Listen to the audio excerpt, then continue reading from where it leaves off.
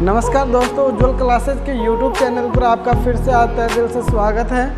आज हम बात करेंगे गुणनखंड विधि की सहायता से समीकरणों का हल ज्ञात करना। समीकरणों का हल ज्ञात करने का मतलब है उनके शून्यक निकालना, उनका हल निकालना, x के मान निकालना। जैसे इसके हल की बात करें, यहाँ पे बराबर में क्या है, 0 है, बराबर में 0 है। समीकरण 2x² - 5x + 3 = 0। तो इसके हल ज्ञात कीजिए। हल ज्ञात करने का मतलब ये हुआ कि x के ऐसे मान बताओ जो यहाँ पे रखे तो बराबर में क्या आ जाए, 0 आ जाए। वही इस समीकरण का क्या होगा, एक्चुअल में हल होगा दोस्तों। तो हमें x की वैल्यू प्राप्त करनी है जो लेफ्ट साइड में रखे तो उसका मान क्या आ जाए, 0 आ जाए। टोटल इसका मान क्या आ जाए, 0 आ जाए। और इसी प्रकार से इसमें भी x का मान ज्ञात करेंगे ताकि 0 आ जाए, और इसमें भी x का मान ज्ञात करेंगे ताकि 0 आ जाए। किसी समीकरण का हल का तात्पर्य ये होता है कि x का ऐसा मान जो उस समीकरण में फिट कर दे तो उसकी जो लेफ्ट हैंड साइड वाला पार्ट है उसका मान क्या आ जाए, 0 के बराबर आ जाए। तो वो समीकरण का क्या कहलाएगा, हल कहलाएगा दोस्तों। अब बात करते हैं गुणनखंड विधि की सहायता से हल ज्ञात करना। हम इस चैप्टर में, तीसरे चैप्टर में अनेकों विधियाँ पढ़ेंगे जिसकी सहायता से हम समीकरणों के हल ज्ञात करना सीखेंगे दोस्तों। अब पहली विधि की चर्चा कर रहे हैं हम, गुणनखंड विधि। और ये विधि आपने पहले काफ़ी बार पढ़ रखी है, 9th क्लास में, 8th में भी आपने पढ़ी है। तो हम बात करते हैं गुणनखंड विधि किस प्रकार से काम करती है। एक बार मैं आपको समझा देना चाहता हूँ। जैसे ये द्विघात का व्यापक समीकरण है ax² + bx + c। हम दिए हुए समीकरणों की इनसे तुलना कर लेंगे। एक बार आप देखोगे जो भी समीकरण दे रखा है हम उसकी तुलना किससे करेंगे, ax² + bx + c से करेंगे। ये केवल आपको एक इमेजिन करना है, ये आपको इमेजिन करना है कि हमारे दिमाग में रखना है कि ax² + bx हमारे पास एक द्विघात का समीकरण था दोस्तों, और इस समीकरण से इसकी तुलना कर रहे हैं। तो a बराबर क्या आ रहा है, रफली मैं एक बार समझा रहा हूँ आपको। a बराबर क्या आ रहा है मित्रों, a बराबर आ रहा है यहाँ पे 2, यहाँ पे a का मान क्या हो गया, 2। b बराबर क्या दिख रहा है इस समीकरण में, -5 दिख रहा है। तो b का मान -5 रखेंगे, -5। और c बराबर क्या है, c की वैल्यू इसमें क्या है भाई, 3 है। तो c बराबर क्या रख दिया, 3 रख दिया। जब किसी द्विघात समीकरण के गुणनखंड आप कर रहे हो तो आपको ये बात याद रखनी है कि a b c की वैल्यू कैसे देखेंगे। तो ax² + bx + c से कंपेयर करेंगे दिए हुए द्विघात समीकरण को और a b c की वैल्यू प्राप्त कर लेंगे। उसके उपरांत, उसके बाद में हम क्या करते हैं मित्रों, हम a को किससे गुणा करेंगे, c से गुणा करते हैं। ये बातें आपको दिमाग में बैठा कर रखनी है दोस्तों। a को किससे गुणा करेंगे, c से गुणा करेंगे। तो 2 × 3 यानी कि a गुणा c, तो बराबर कितना आ रहा है, 6 आ रहा है। कितना आ रहा है मित्रों, 6 आ रहा है दोस्तों, ठीक है ना। 6 आ गया। a × c कितना आ गया, 6 आ गया। अब बात करेंगे जो अब ये b बच गया उसकी। a × c तो आपने कर लिया और आपने देख लिया, दिमाग में बैठा लिया कि a × c का मान 6 आ गया है। अब बात करते हैं b की। तो b बराबर क्या है भाई, -5 है। इस -5 को 2 जोड़ों के अंदर लिखना है, 2 संख्याओं के योग के रूप में आपको लिखना है -5 को, ठीक है। अब वो दोनों संख्या ऐसी होनी चाहिए दोस्तों, उन दोनों संख्याओं को गुणा करें तो ये आ जाना चाहिए, a × c का जो मान आपके पास आ रहा था वो आ जाना चाहिए। तो a × c का मान 6 आ रहा था। अब बताओ, 2 ऐसी संख्याएं बताओ उनको जोड़े तो -5 आ जाए और गुणा करें तो क्या आ जाए, +6 आ जाए। तो बहुत सिंपल है, आप अपने दिमाग में बैठा लेना कि ऐसी कौन सी 2 संख्याएं हैं जिनका गुणा क्या आता है, 6 आता है। तो आपके पास केवल एक ही संख्या का पेयर मिलेगा, 2 × 3, ठीक है। 2 × 3, 2 को 3 से गुणा करते हैं 6 आता है, और इनको जोड़ते हैं 5 आता है। प्लस का आ रहा है, हमें माइनस का चाहिए तो इसके भी माइनस लगा लेंगे और इसके भी माइनस लगा लेंगे। तो -5 को कैसे लिख सकता हूँ मैं, -2 और -3 ऐसे करके लिख सकते हैं ना भाई। -2 -3 तो क्या आएगा, -5 आएगा, ठीक है। इन दोनों को गुणा करेंगे तो प्लस का 6 आएगा, क्योंकि माइनस माइनस क्या हो जाएगा, प्लस 6 हो जाएगा। बस इतना समझ में आ गया तो समझ लो गुणनखंड फटाफट हो गए, कोई दिक्कत ही नहीं है गुणनखंडों में। केवल आपको b के टुकड़े करने हैं और ऐसे टुकड़े करने हैं दो, तो उनको गुणा करें तो a इंटू सी की वैल्यू आ जाए, जोड़े तो वापस क्या आ जाए, b आ जाए। ऐसे टुकड़ों को आपको b की जगह रखना है। चलो हम बात करते हैं इस प्रश्न पे, इसको यहीं पे छोड़ते हैं। ये अपना रफली कार्य था। हमारे पास ये समीकरण दे रखी है भाई, 2x² माइनस 5x प्लस 3 बराबर 0। तो यहाँ पे देख लिया मैंने, a बराबर 2 है, c बराबर 3 है, a को c से गुणा किया 6 आ गया, a इंटू सी 6 आ गया, और माइनस 5 के 2 टुकड़े कर दो कि उनको जोड़े तो वापस माइनस का 5 आ जाए, गुणा करे तो क्या आ जाए, 6 आ जाए। तो माइनस का 2x और माइनस का 3x। यहाँ पे x लगा हुआ था इसलिए मैंने x लगा दिया है दोस्तों। कोई दिक्कत, नो दिक्कत, नो डाउट है ना? आप पूछ सकते हो बाकायदा, कमेंट करके आप पूछ सकते हो, आप फ़ोन करके पूछ सकते हो। डिस्क्रिप्शन बॉक्स में आपको मोबाइल नंबर मिलेंगे, कोई भी समस्या हो तो आप पूछ सकते हो दोस्तों बेझिझक।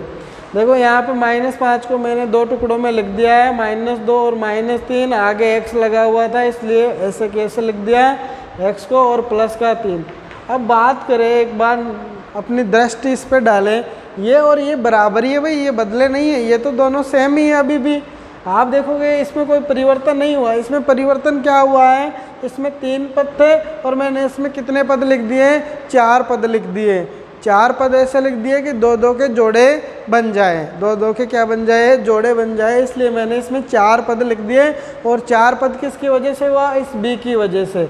इस b के मैंने 2 टुकड़े कर दिए, 2 टुकड़े ऐसे किए हैं, एक बार दिमाग में अच्छी तरीके से बैठा लेना।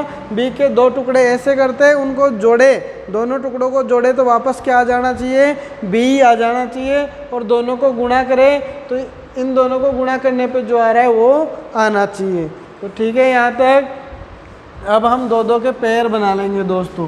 2-2 के पेयर बनाएंगे तो इसमें और इसमें क्या कॉमन है भाई, 2 कॉमन है और x भी कॉमन है।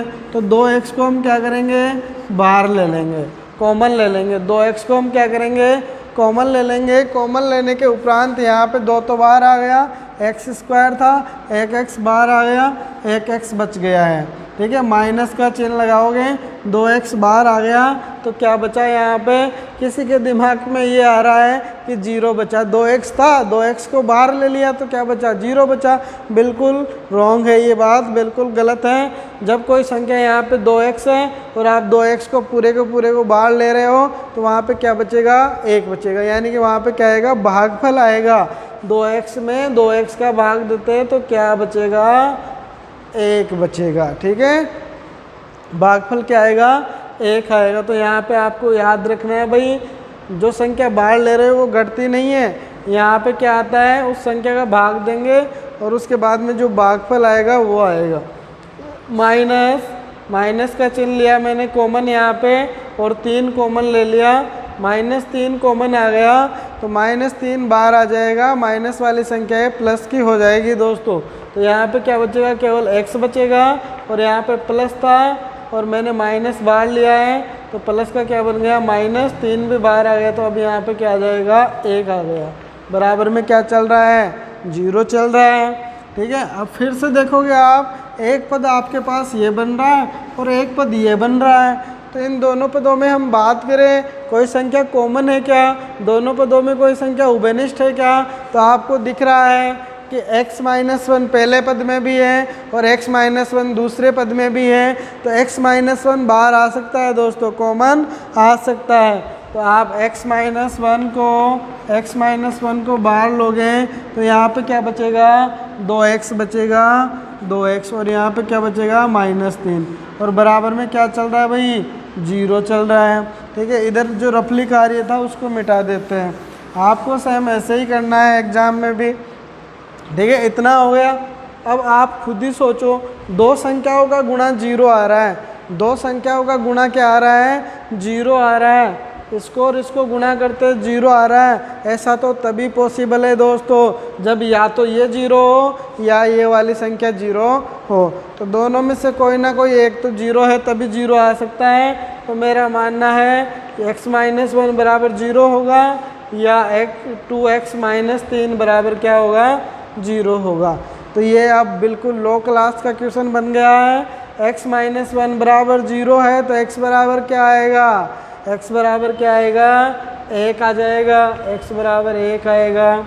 ठीक है, x बराबर 1 कैसे आया, इसका पक्षांतरण कर लिया आपने। -1 जो बाईं ओर था उसको किधर ले लिया आपने, दाईं ओर ले लिया, इस साइड में ले लिया है। तो -1 किसका बन गया, प्लस का 1 बन गया है। यहाँ पे बात करें 2x-3 तो पहले 3 इधर आ जाएंगे, किसके बन जाएंगे, प्लस के 3 बन जाएंगे। फिर ये 2 जो गुणा में वो किस में आ जाएंगे, भाग में आ जाएंगे। तो x बराबर क्या निकल कर आएगा 3/2। तो आपका ये दूसरा आंसर क्या आ गया ये।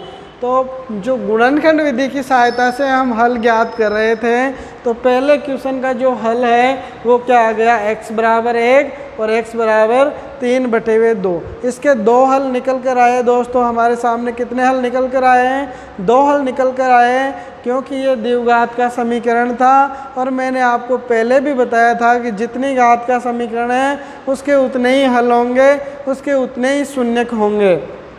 ठीक है, तो 2 घात का है, 2 हल निकल कर सामने आए। दोनों हल बराबर भी हो सकते हैं, समान भी हो सकते हैं, अलग अलग भी हो सकते हैं। ठीक है, तो ये पहला क्वेश्चन कंप्लीट हुआ। हम दूसरा क्वेश्चन सोल्व करते हैं जो दिखने में काफ़ी जटिल सा प्रतीत हो रहा है परंतु बहुत आसान है मित्रों, बहुत आसान क्वेश्चन है, बहुत सरल है। सेम वैसा ही है, मैं आपको एक बार रफली समझा देता हूँ। देखो इसकी तुलना किससे करेंगे, ax² plus bx plus c equal to 0 से इसकी तुलना करेंगे। जो हमारा ये क्वेश्चन है 3.3 का दूसरा क्वेश्चन चल रहा है और दूसरे क्वेश्चन में भी काफ़ी क्वेश्चन दिए हुए हैं, उनमें से ये तीसरा क्वेश्चन है। दूसरा क्वेश्चन मैंने छोड़ दिया है, आपको गृह कार्य के रूप में करके देखना है, अभ्यास के तौर पे आपको खुद को करना है। बहुत आसान क्वेश्चन है दोस्तों। ठीक है, दूसरा क्वेश्चन आप भली बात ही कर पाओगे, मुझे पूरा विश्वास है। आगे बात करते हैं तीसरे क्वेश्चन की। तो इसकी ax² plus bx plus c से तुलना करते हैं। ax² plus bx plus c से तुलना करने के उपरांत जो मैटर निकल कर सामने आएगा, a का मान, b का मान और c का मान, आप देखोगे a बराबर क्या आ रहा है भाई, a बराबर √3 आ रहा है, b बराबर 10 आ रहा है और c बराबर आया आपके पास 7√3। a b और c की वैल्यू आ गई मित्रों। अब हम क्या करेंगे, a को c से गुणा करके देखेंगे। a को c से गुणा करके देखोगे यानी कि a इंटू सी करके देखेंगे तो a इंटू सी बराबर √3 गुणा 7√3। देखो भाई 7 तो ऐसे कैसे रह जाएगा, ये लो 7 तो मैं ऐसे कैसे लिख देता हूँ।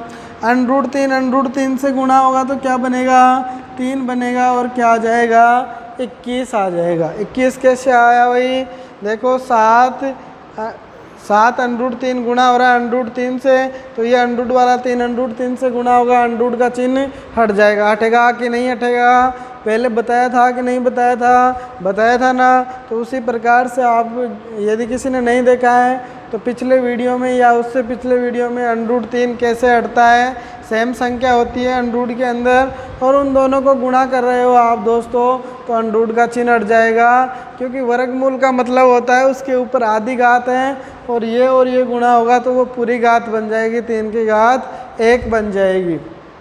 21 आ गया, कुल मिला के क्या आ गया 21 आ गया। अब b बराबर आपके पास 10 है और इस 10 के ऐसे 2 टुकड़े करने हैं, 2 संख्याओं के रूप में लिखना है 10 को योग के रूप में कि उनको जोड़े 10 आ जाए और दोनों को गुणा करें तो क्या आ जाए 21 आ जाए। तो ये तो बहुत सिंपल है, 7 और 3 के योग के रूप में 10 को लिख सकते हैं हम। 7 + 3 करेंगे 10 आएगा और 7 × 3 करेंगे क्या आ जाएगा 21 आ जाएगा। आएगा कि नहीं आएगा, आएगा ना। तो अब देखो इधर करते हैं इस प्रश्न को, ठीक है। क्वेश्चन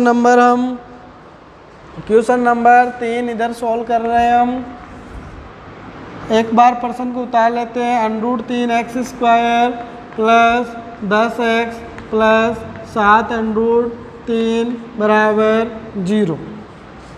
ABC का पता आपने यहाँ पे कर लिया है। ये आप प्रयास करोगे, अभ्यास करोगे लगातार, तो आपको ऑटोमेटिकली याद हो जाएगा कैसे पता किया जाता है। ABC की वैल्यू कैसे देखी जाती है मित्रों, बहुत आसान है, आपको समझ में आएगा, ये मेरा वादा है।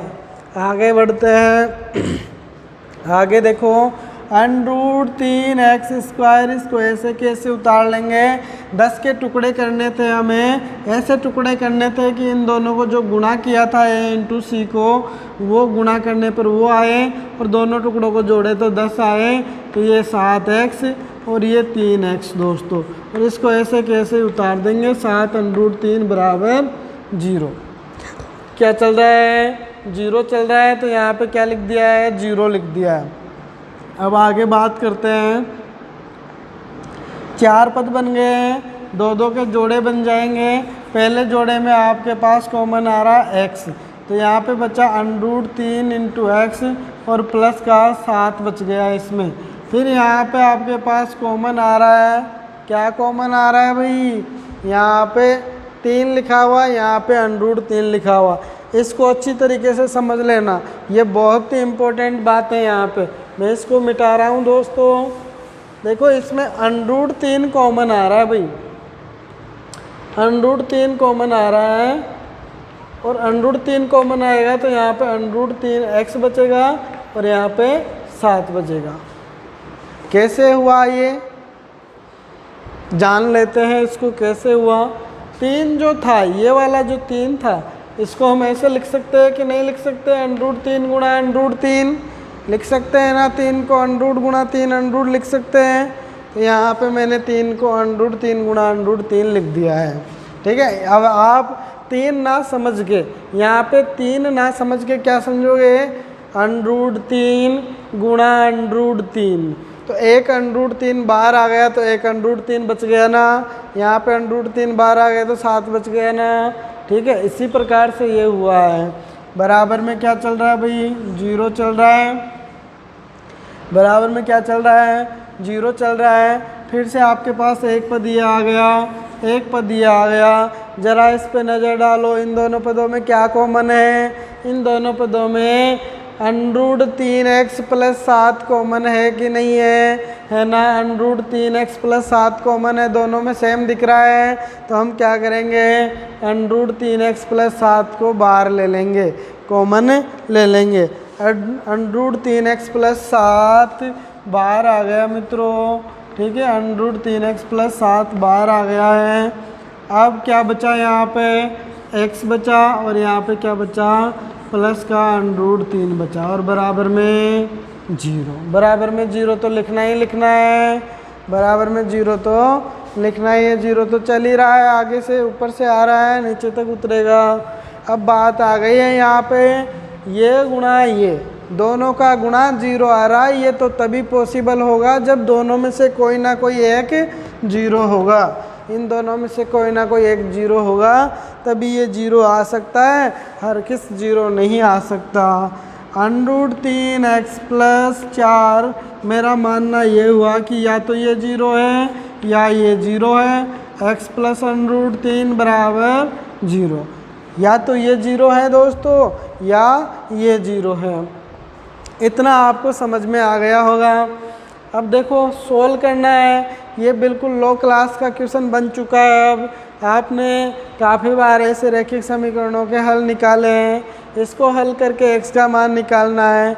तो पहले ये 7 है, इधर आएगा -7 बन जाएगा। आप इसको ऐसे समझ सकते हैं, √3x 7 का पक्षांतरण किया, -7 बन गया। अब हमें केवल x का मान ही देखना है, हमें केवल x का मान ही देखना है।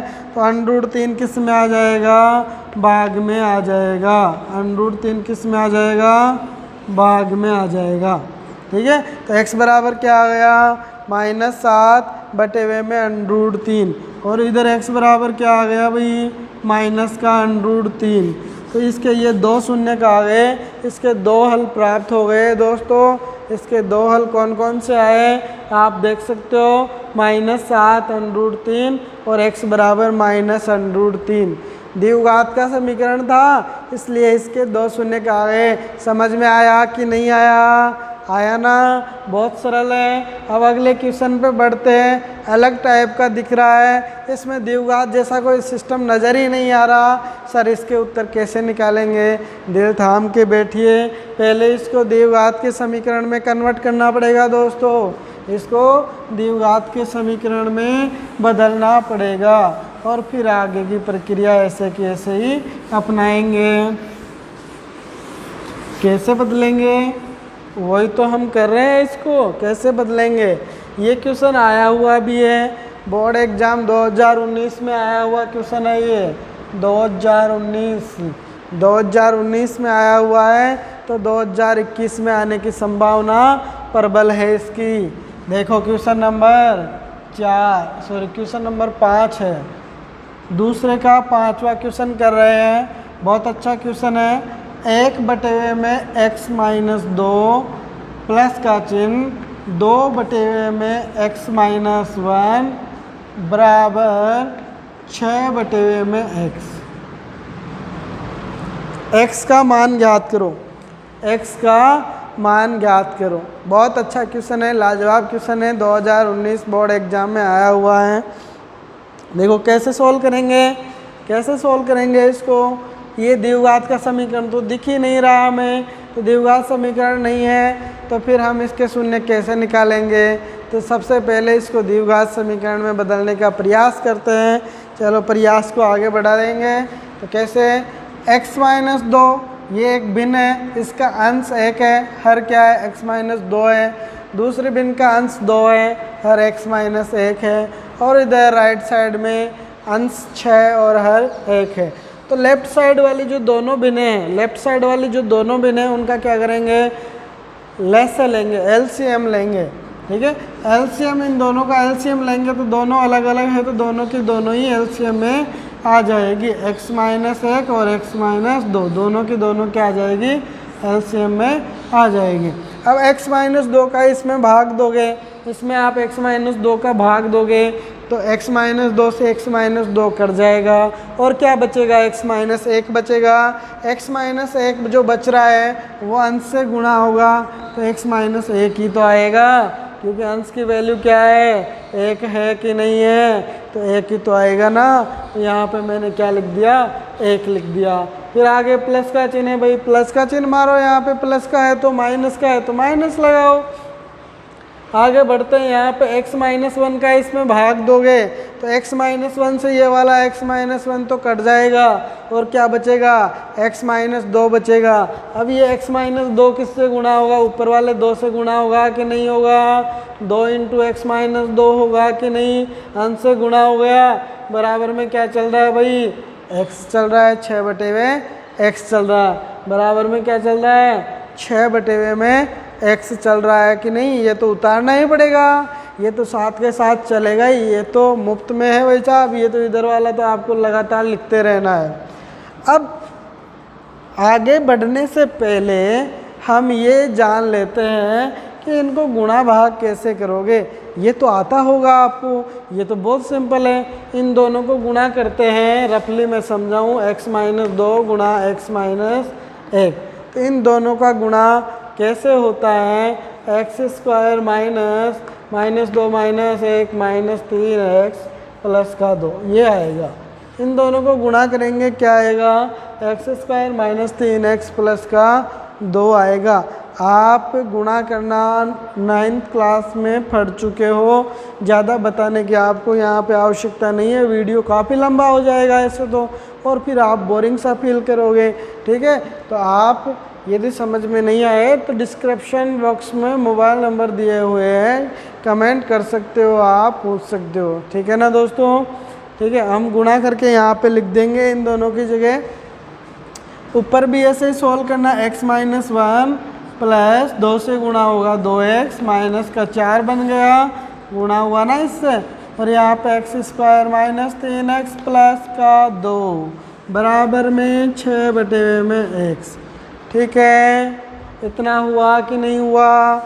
अब एक जाति के है दाल, सपोज करो 2 कटोरियों में रखी हुई है, सेम ही दाल है, तो एक कटोरी में रख सकते हैं कि नहीं मिला सकते, कि नहीं मिला सकते, मिला सकते हैं। यानी कि एक ही प्रकार की सब्जी हो तो हम उनको एक जगह मिक्स कर सकते हैं, टेस्ट बिल्कुल भी नहीं बिगड़ेगा, मेरी गारंटी है।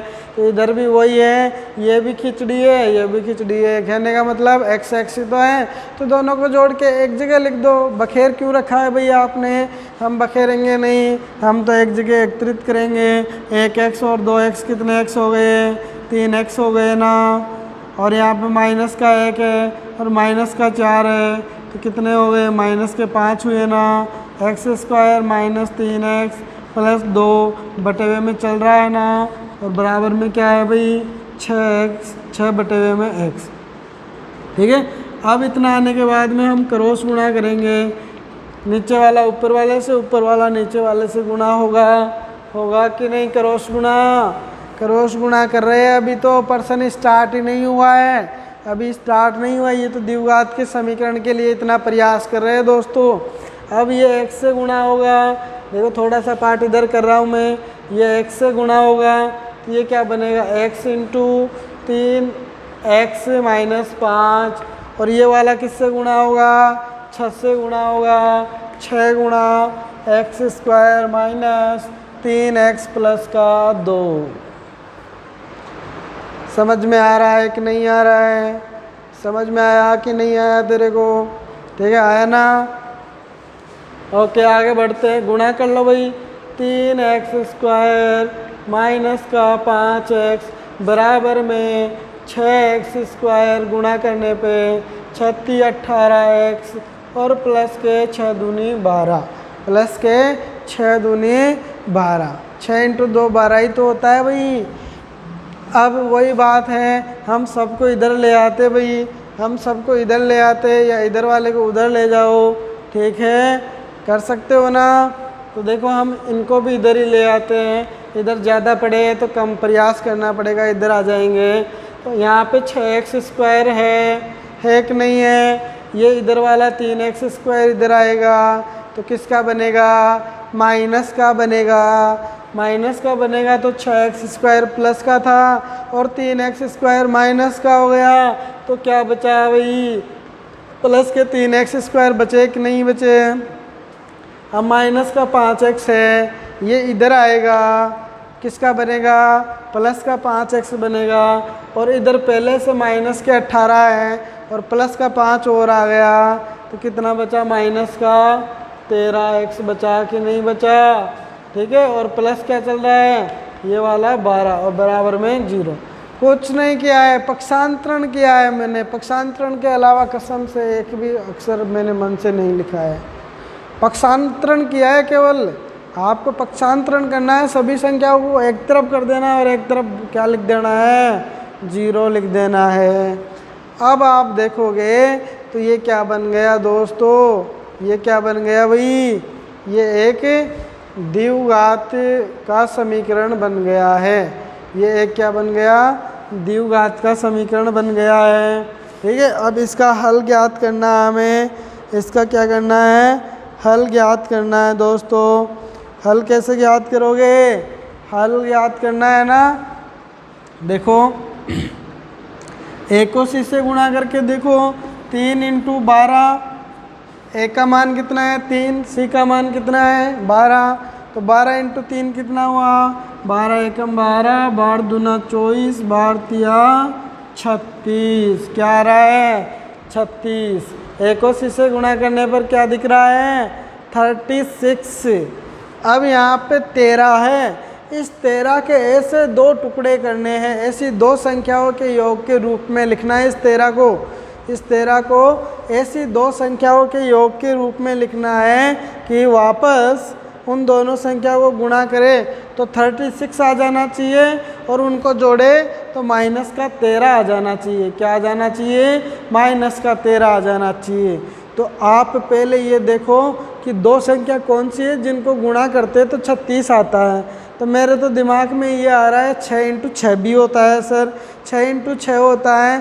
तो बेटा और उनको जोड़ के देखो, 6 और 6 तो 12 ही होते हैं, 13 आया ही नहीं, तो ये तो वाला फ्लॉप हो गया है। अब और बताओ, और जोड़ा बताओ ऐसा, तो और जोड़ा याद करने दो, याद करने दो। अरे सर 9 इंटू 4 भी होता है, 9 इंटू 4, 9, 9 चौका 36, वेरी गुड, 36 आ रहा है। जोड़ के देखो, 9 और 4 13, मज़ा आ गया भाई, अपना काम बन गया।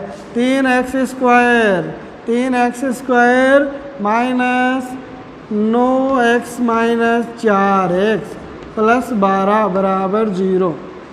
मैंने क्या किया है यहाँ पे, 13 को माइनस 13 को मैंने लिख दिया है, माइनस 13 को मैंने लिख दिया है -9 और -4, कोई फ़र्क ही नहीं पड़ा, वो तो 13 ही तो है, माइनस का 13 ही तो है।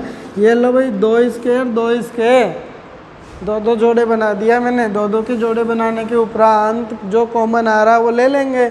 इसमें x कॉमन दिख रहा है कि नहीं दिख रहा है भाई, x कॉमन आया, यहाँ पे 3x माइनस 9 बचा, यहाँ पे -4 कॉमन आया, x माइनस, यहाँ पे 12 है ना, सॉरी यहाँ पे तो 3x भी तो कॉमन आ रहा है। अरे मिस्टेक हो गई रे, मिस्टेक क्या हुई रे इसमें, 3x कॉमन आ रहा था, x बचा और यहाँ पे क्या बचा 3x बाहर लेना है भाई, ठीक है। यहाँ पे -4 बाहर लेंगे तो x माइनस का 3 बचेगा, बराबर में 0।